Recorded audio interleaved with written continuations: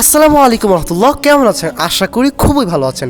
আজকের ব্লগটা খুবই ইন্টারেস্টিং, কারণ আজকে আমরা যাব বাংলাদেশের ঐতিহ্যবাহী একটা স্থান, সেটা হচ্ছে বাংলাদেশ জাতীয় জাদুঘর।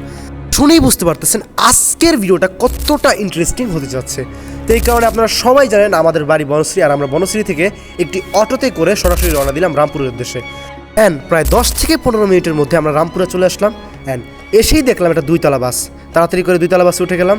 আর এটা হচ্ছে 3 থেকে 4 বছর পর আমার দুইতলা বাসের সফর।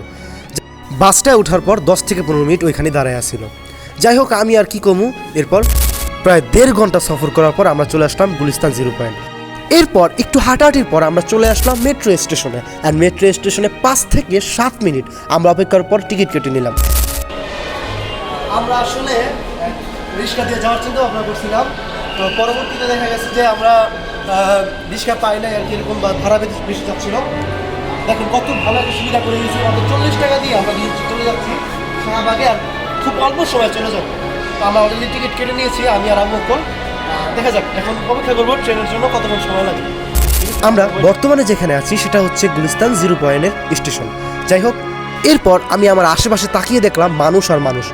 মনে মনে ভাবলাম হয়তো বা মেট্রো রেলে উঠলে আমরা জায়গা পাবো না, কারণ এত মানুষ যদি মেট্রো রেলে উঠে হয়তো বা ঠেলে ঠেলে বের করে দিবে। যাই হোক, এরকম ভাবতে ভাবতে হুট করে দেখলাম কখন জানি মেট্রো রেল চলে আসলো। অ্যান্ড দূর থেকে মেট্রো রেলকে দেখছিলাম, অ্যান্ড চোখের পলকে আমাদের সামনে চলে আসলো মেট্রো রেল।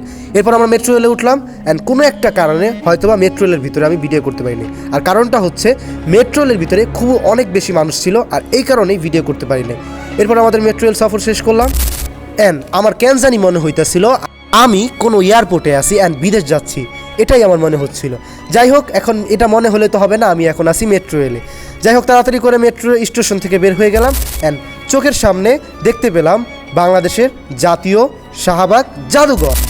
গাইস, যেহেতু আমরা দুপুরে লাঞ্চ না করেই বের হয়ে গেছি, এই কারণে মেট্রো স্টেশন থেকে বের হওয়ার পর সাথে সাথে আমরা চলে আসলাম একটা দই চিড়ার দোকানে। অ্যান্ড 2টা দই চিড়া অর্ডার দিলাম। অ্যান্ড আমরা কেন দই চিড়া অর্ডার দিলাম, কারণ এটা আমাদের পেটে অনেকক্ষণ থাকবে। এরপর আমরা চলে আসলাম শাহবাগ জাদুঘরের সামনে। কিন্তু গাইস, এখানে আসার পর আমরা পেলাম একটা দুঃসংবাদ। আমরা শুনলাম বৃহস্পতিবার শাহবাগ জাদুঘর বন্ধ থাকে, আর সাপ্তাহিক বন্ধ হচ্ছে যে শাহবাগ জাদুঘরটা বন্ধ থাকে। তো আপনাদেরকে এই যে জানিয়ে দিলাম যে আপনারা যারাই আসবেন বৃহস্পতিবার অবশ্যই আসবেন না, কারণ বৃহস্পতিবার শাহবাগ জাদুঘর বন্ধ থাকে। এবং আমাদেরকে ওনার সাথে কথা বললাম যে আমরা এরকম ব্লগ করতেছি, তো ওনারা বললো যেহেতু আপনারা ব্লগ করতেছেন তো একটু ভিতরে পরিদর্শনের জায়গা আছে, তো আপনাদেরকে চেষ্টা করবো অতটুকু দেখানো, হতাশ করবো না, ঠিক আছে? আমরা ভিতরে যাবো, ভিতরে গিয়ে আমাদেরকে দেখাবো, ঠিক আছে?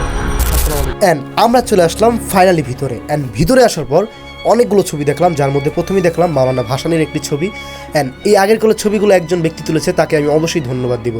ও সরি, আপনাদেরকে আমি বলতেই ভুলে গেছি যে শাহবাগ জাদুঘরে প্রবেশ করতে কত টাকা লাগে।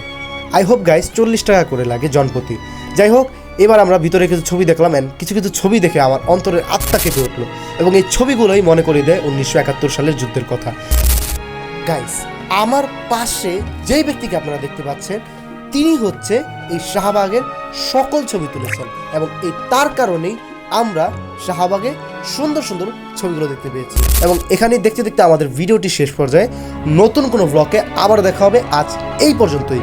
ভিডিওটি না ভালো লাগলে অবশ্যই লাইক কমেন্ট সাবস্ক্রাইব করে দেন। আসসালামু আলাইকুম ওয়া রাহমাতুল্লাহ।